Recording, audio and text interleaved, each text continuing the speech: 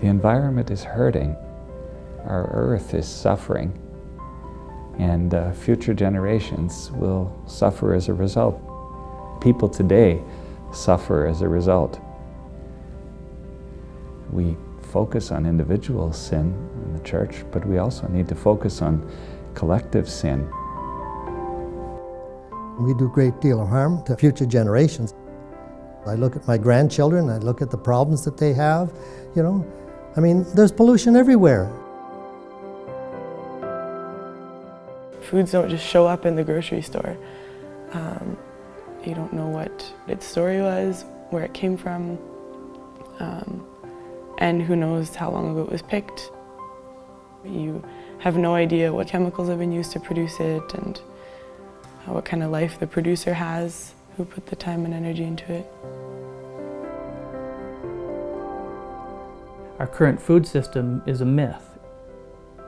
If we had a major breakdown in transportation or borders today, we could only feed ourselves as a nation for 2 to 3 weeks. We're looking at the possibility of ecocide. Well, is there anything more urgent? I don't think so. Anybody who's got a faith relationship with God and with creation has to speak to those issues. Those are the moral issues of today.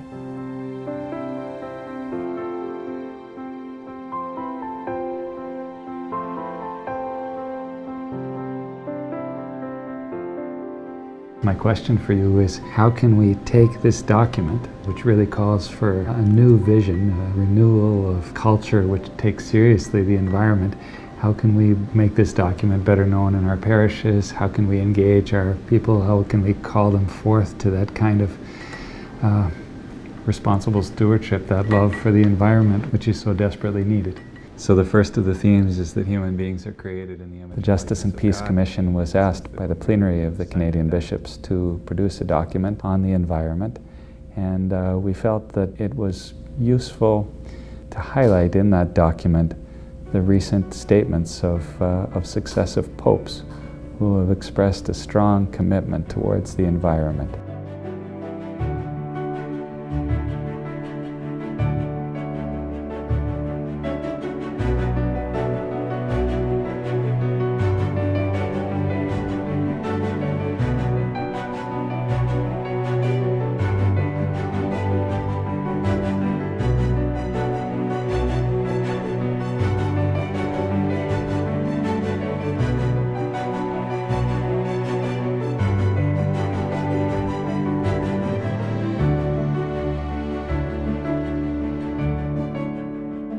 Things that we have to be aware of. So what time it is, it's a time to look at this world that God has created and how we are to be those protectors of and be in love with this creation as well.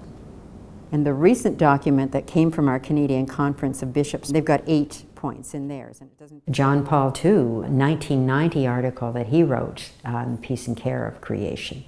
Pope Benedict was actually called the Green Pope, because he has put out the 10 Commandments in terms of ecology. Pope Francis himself talking about us being the protectors of creation. So, you know, they've all done the pieces there. The connecting, the bridging from what's being written to the people who need to hear it, there's some gap there. In light of the Earth Charter, well, that was produced in 1996. We're very grateful for this body of papal teaching, and we hope that it becomes better known.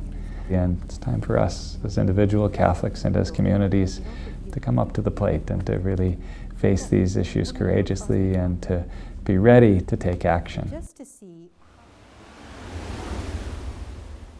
So part of what we're interested in is what drew you to study here at this time, and where do you want to take it? Working on my master's thesis, and I came to the conviction that we cannot talk about social justice in isolation from ecological justice. And that will help me to articulate a position for the Catholic Church in Nigeria on issues of ecological justice. Yeah, well, you're that. How do we bring theology and ecology together? And how do we bring theology and ecology into dialogue with politics, with economics, with social structures, with healthcare, etc. If you're willing to do that, then the Elliott Allen Institute for Theology and Ecology is an excellent place for you to study.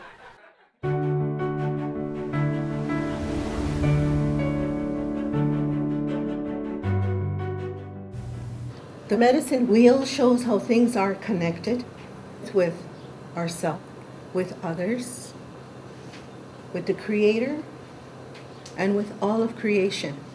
So in that medicine wheel there... As I went more into social Catholic teaching, and I got more deeply into First Nations spirituality, and then I began to learn that we are actually walking in relationship with creation. It's about we're related to everything in creation. What is our relationship with this earth? We have a unique concept of land ownership which can be brought to bear, and it has everything to do with the concept of sharing and equivalency, if you will.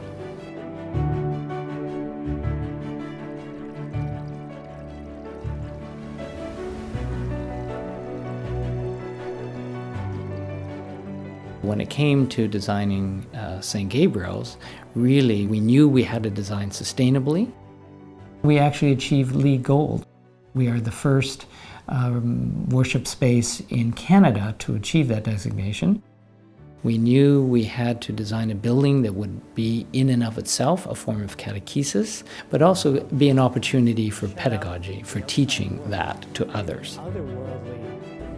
One simple thing we can do is attend to the prophetic voices in our own communities who are looking to the environment and its needs, who have engaged in rigorous study, who have over the long haul expressed deep concerns about environmental changes, and who show us some of the small steps which can be taken in our area, in our parishes, which help us to move in a direction towards a cultural renewal which will allow us to live in a new way in relation to the environment.